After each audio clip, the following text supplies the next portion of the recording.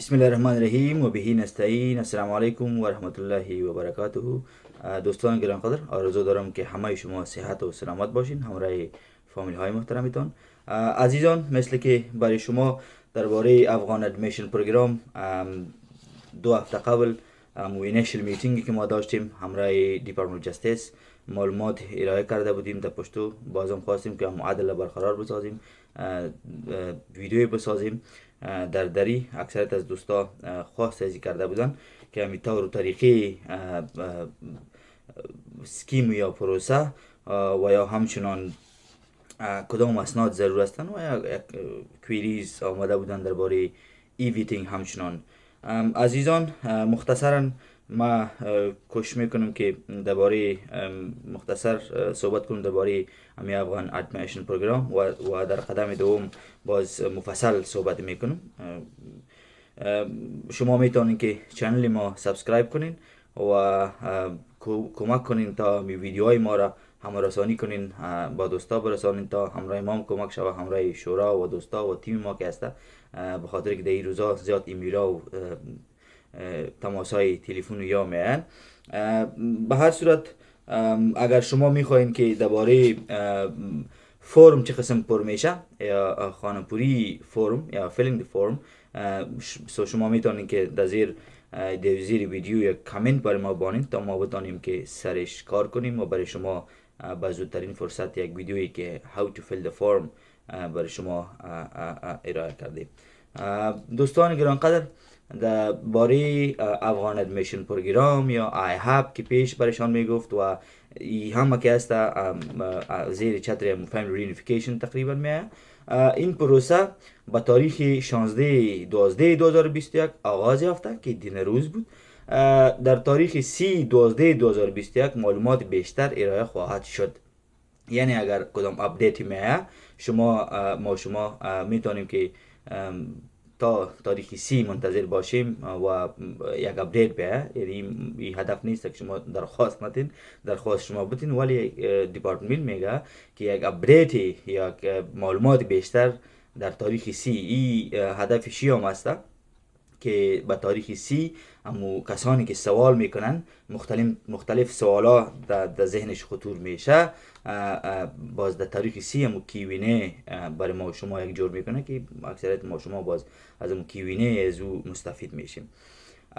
این پروسه تا تاریخ 24 فوریه 2021 می باشد و باز تاریخ 24 فوریه 2022 می بخشین درخواست های دیگر را نمیپذیرد. این پروسه برای 8 هفته باز است. کی ها می توانند درخواست بدهند؟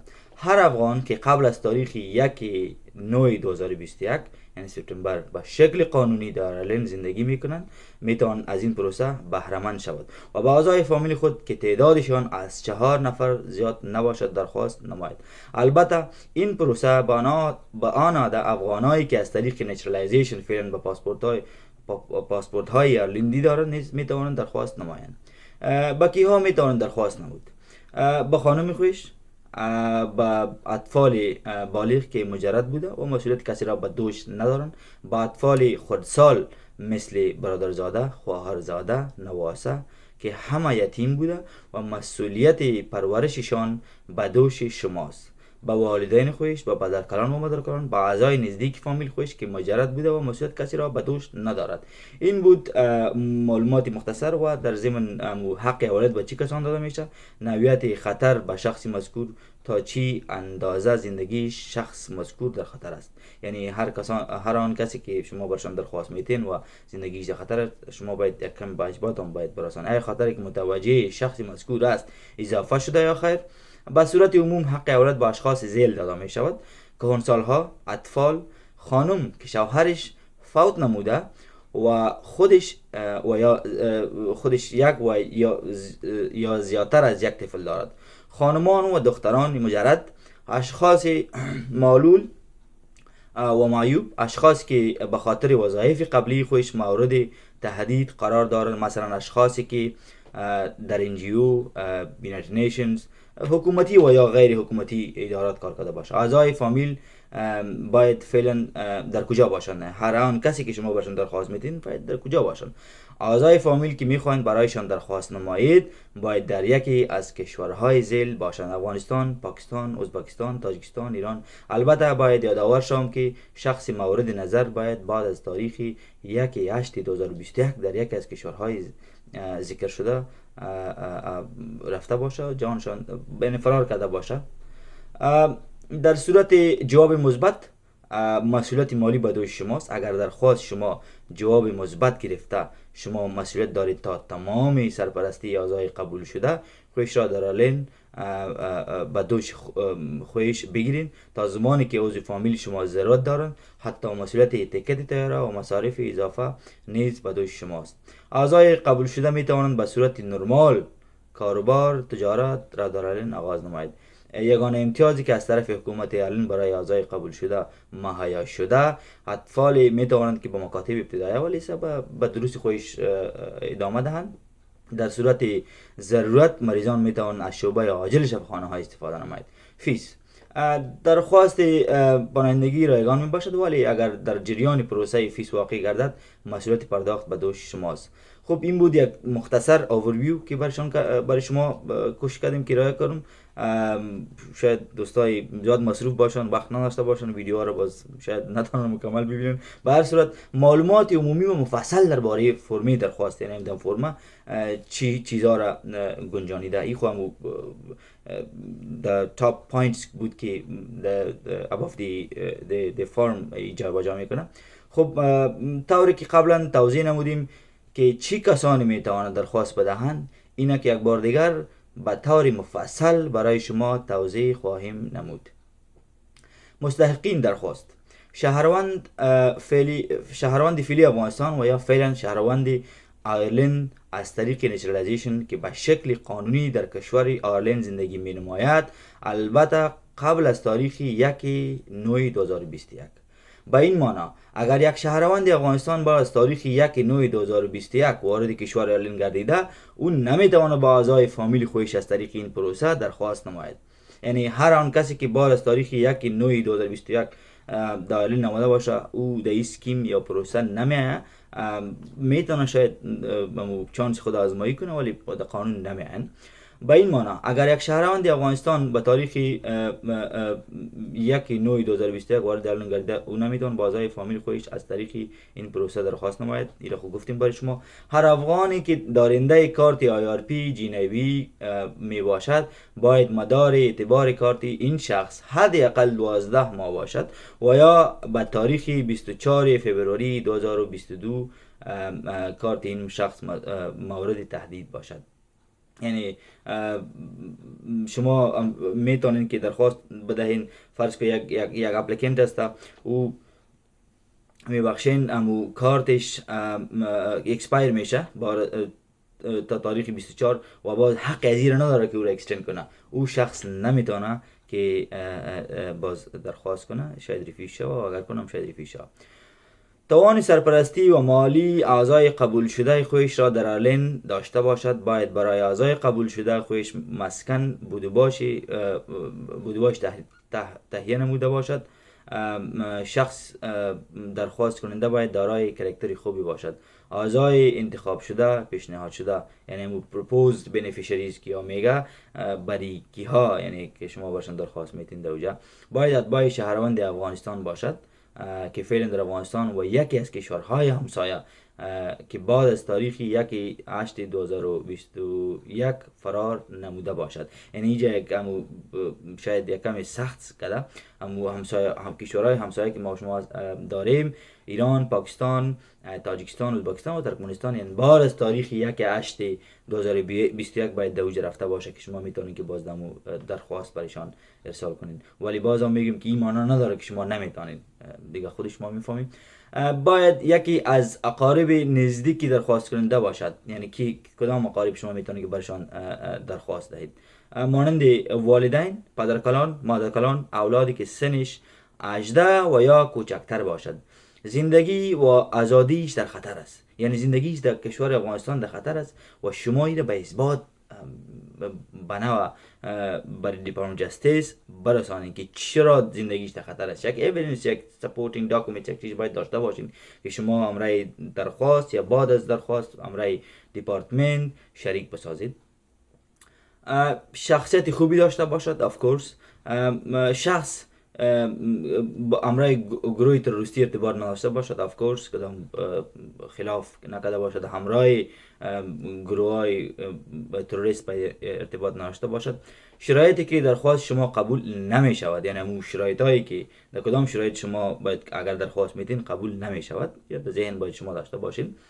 درخواستی که بعد از تاریخ 24 فوریه 2022 ارسال می‌گردد، یعنی بعد از تاریخ 24 فوریه 2022 که شما درخواست برایشان رای میکنین، این باز قابل قبول نیست، باز قبول نمیشه. اسناد مورد ضرورت تحویل دادن نمیشود، یعنی هر چیزی که شما داکومنت هایی که باز ما سرش بحث میکنم اگر امرایشان ارسال نکنین یا بر دیپارتمنت دیر شما ارسال نکنین شما باز قبول نمیشود، نگاتیو چیز میگیرین، دیسیژن میگیرین و ای ویتینگ فرم تحویل دادن نمی شود. اگر ای ویتینگ شما نتین برایشان دیگه قابل قبول نیست. ای ویتینگ سرش زیاد دوستا بحث کرده، میخوایم که مختصرا سر ای ویتینگ بحثی داشته باشم در گروپ ها و دوستا و نماینده های شورا که زیاد دوستا سوال اجیره میکردن.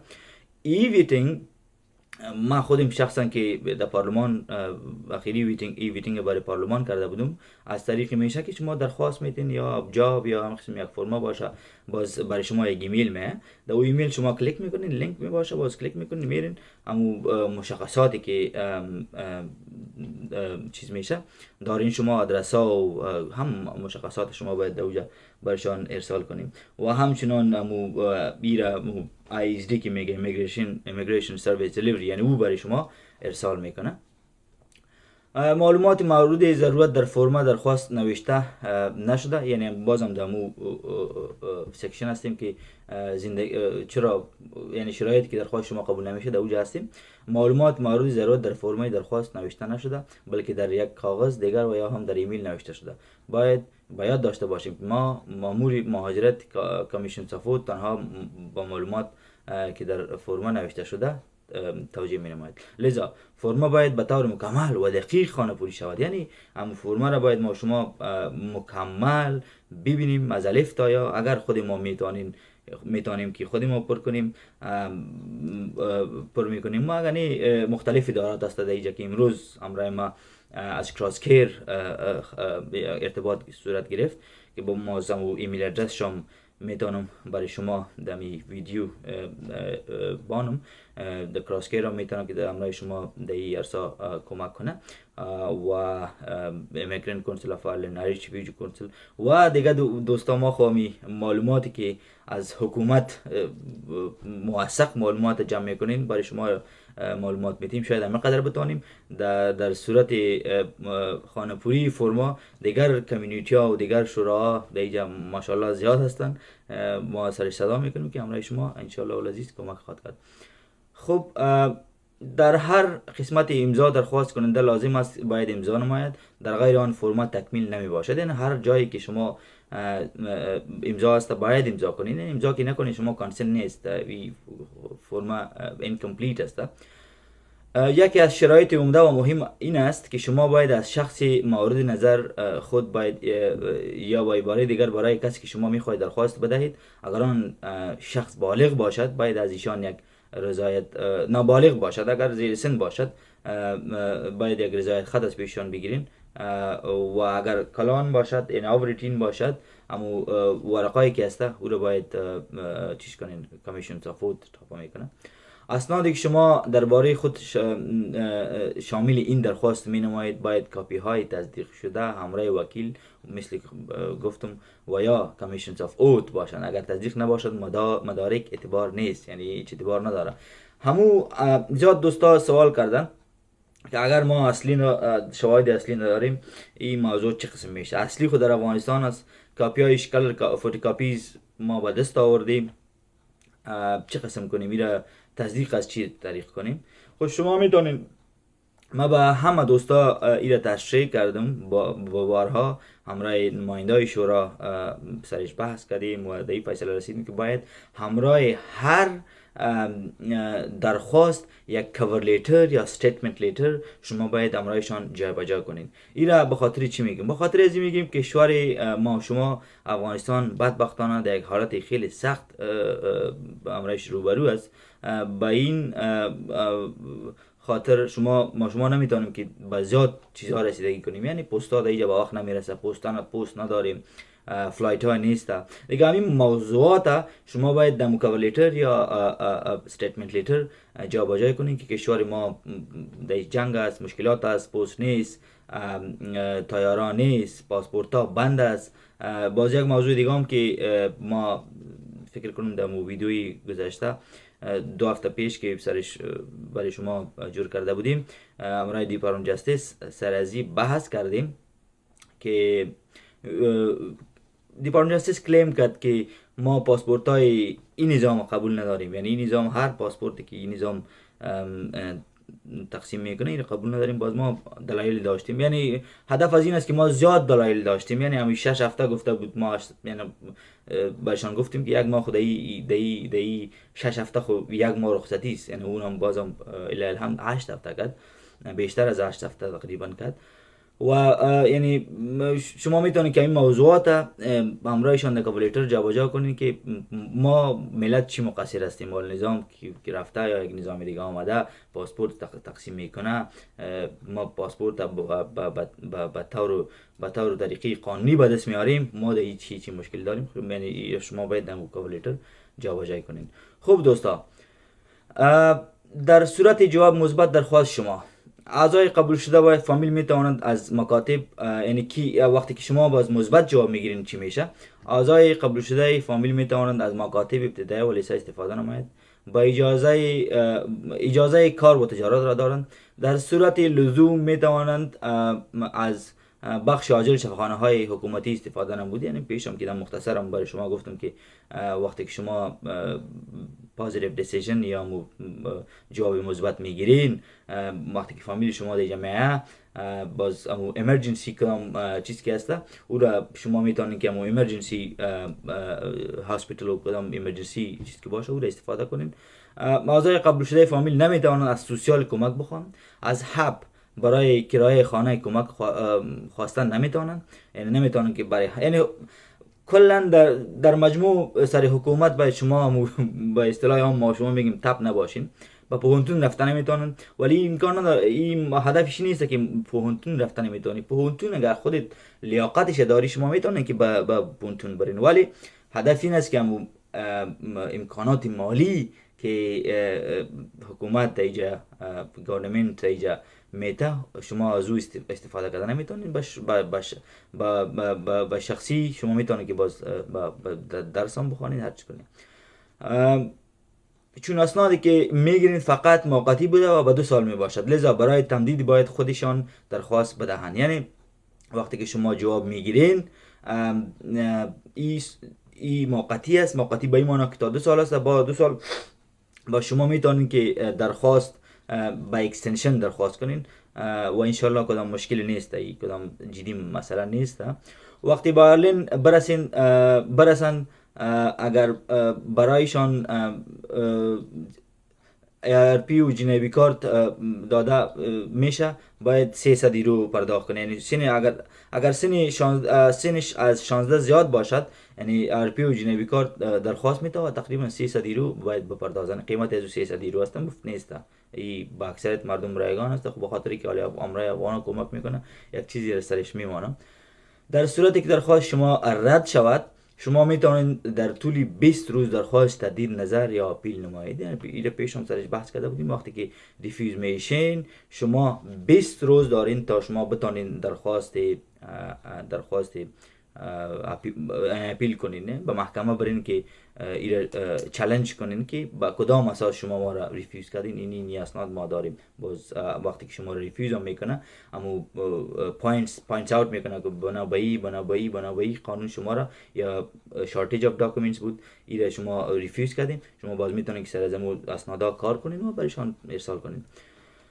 خب فرما که وقتی پر میکنین ادرس ارسالشان تقریبا در فرمام نوشته است، بازم یک مختصرا سرش چیز میکنیم. افغان ادمیشن ادرسشان است افغان ادمیشن پروگرام اپلیکیشنز 1314 برکی دبلین 2 D02XK7 ایره بازم دم زیرم نمیشته میکنه در فرمام است. و یا هم میتونید شما درخواست خودش را از طریق ایمیل برشان ارسال نمایید که ایمیل ادرسشان است aap@justice.ie. خب میایم به supporting documents. دی زیاد یک بحث وسیع است، میخوایم که مختصر کنیم میره. بازم کدام اگر پوینت تشریح کار داشته باشه کوشش میکنم که برتان تشریح کنم. در صورت امکان شما میتونه اسناد اصلی خود را ارسال نمایید، ولی اگر این امکان ندارد پس اسناد شما کاپی و هر کاپی باید توسط وکیل و یا کمیشنز آف او تصدیق گردد. یعنی اگر شما اصلی دارین خیلی خوب، شما میتونید که اصلی ارسال کنین و این خیلی ضرور هم است. به نظر ما فکر میکنم که دی شهر زادم و چلاو صاف واری مردم زیاد در پشت ما شما میگیم که دیر بچند کی به این اساس شما میتونید که اگر اصلی دارین یا اصلی را به دست آورده میتونین اسنادهای اصلی را برشان ارسال کنین. ولی اگر ندارین باز شما میتونید که کاپی ها را به دست بیارین، کاپی ها را از طریق کمیشنز آف اوت یا وکیل تصدیق کنین، چاپ کنین. اگر یوم نمیشه به خاطر که اصلی خود اوجه است شما کاپی دیجا می باشین، بازم ما برای شما هنت دادیم که take the advantage of the situation of Afghanistan and put a cover letter or a statement letter. statement letter و cover letter همراهشان جابجایی کنین و هم موضوعاتی که فعلا شما با این حقیقت هم است، of course این حقیقت است. ما شخصا کوشش میکنم که این موضوعات در جریان هم هستیم، سرش بحث نمیکنیم، در جریان هم هستیم. تا حد اندازه کوشش میکنم که این موضوعات باید دیپارتمنت جستیس سیریز نگیره، ولی شما باید هم چیزی که در دست و واسه توان شما است او را باید شما سرشان کار کنید. کوشش نمایید تا اسناد زیادی ارسال نمایید، ولی مهمترین اسناد عبارتند از کاپی پاسپورت ایرلندی و یا کاپی جنبی کارت تصدیق شده، اسنادی که به اثبات برساند که شما و عضو فامیل که برایش درخواست نموده اید اعضای یک فامیل هستید. یعنی باید ریلیشنشیپ شما باید به اثبات برسانه که شما چی داشتین، امرای فامیل چی ریلیشن داشتین. این خیلی ضرور است. و یعنی تصدیق شما باید اسناد خود باید تصدیق کنین. حداقل اوجا براتون گفتم که اگر امکان نداشته باشه که در اوجا از افغانستان خود اینجا شما میتونید که جنبی کارت و پاسپورت یا خود دست شما است یا استیتمنت لا هر چیزی که در سپورتینگ داکومنتس میخواه او را به شما تصدیق کنین.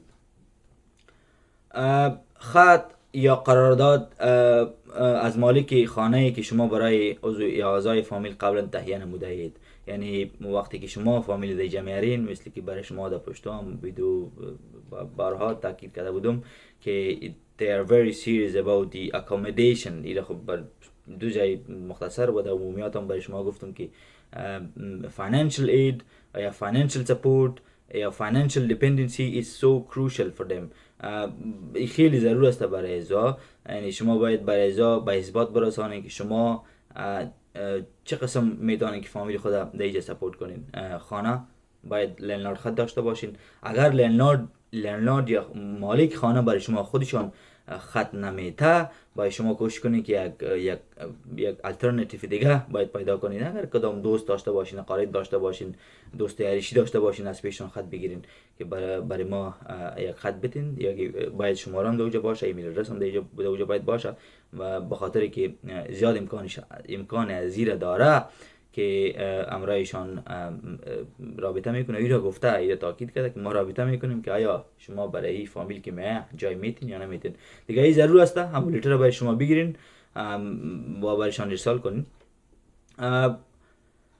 خب اسنادی که به اثبات برسانند که اعضای شما برایشان درخواست نموده در خطر و تهدید بزرگ قرار دارند. یا هر دوستی که یا فامیلی که شما درخواست میتین با شما به اثبات برسانین که جانشان در خطر است بنا به کدام وجوهات؟ یعنی شما باید همو اویدنس یا سپورتینگ داکومنتس داشته باشین که یا در حکومت، در ادارات حکومتی کار کرده، یا در ادارات که NGO هست، اینترنشنال نشنال NGOs هست، یونایتد نیشنز هست، در این کار کرده و برو باید به اثبات برسانی که چی مشکل برش مواجه است.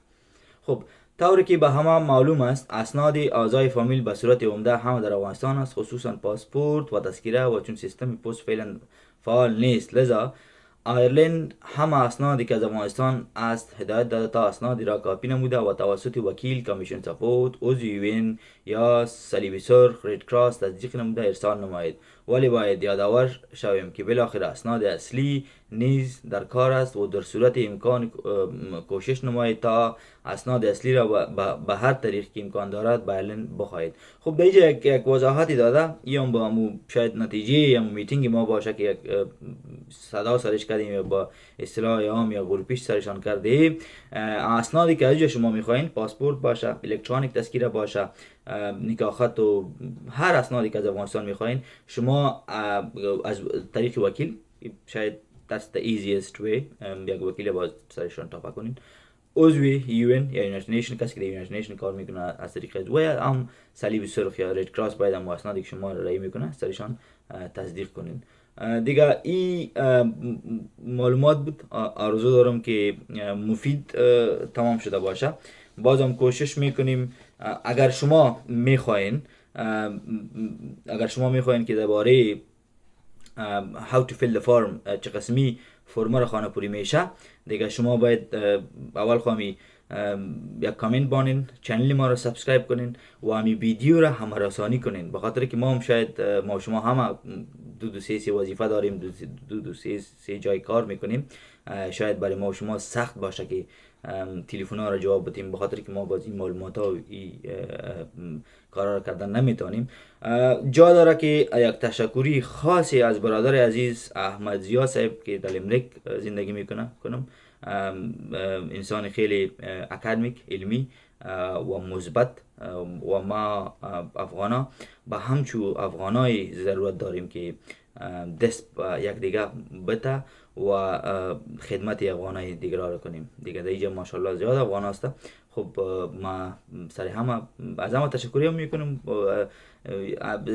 از یک طریق ما رو سپورت میکنه، شروع رو سپورت میکنه، ولی سپورت شما که نباشه ما نیستیم و این ما برش کاروان میگم قافله که هسته با شما ضرورت داره، شما کوشش کنید که با ما دست بتین، اما علمی کادرای ما که هسته پیش بیاین تا مسئولیت برای شما بتیم و یا امرای ما شانه با شانه ایستاد شویم تا بر مردم خود مصدر خدمت شویم. زنده و سلامت باشین، با امید یک افغانستانی آزاد، مرفه.